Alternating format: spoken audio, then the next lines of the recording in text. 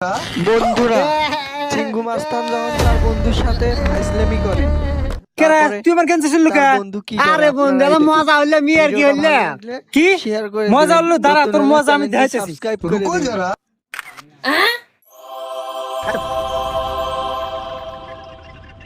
hello AI আমার বন্ধুর সাথে একটা মেয়েকে অ্যাড করে দাও এক এক কাজে দেন আপনার সব কি করে সারা দিন খালি গেদিকের পিছনে ঘুরবো আর খালি হাতে খাইবো এ বা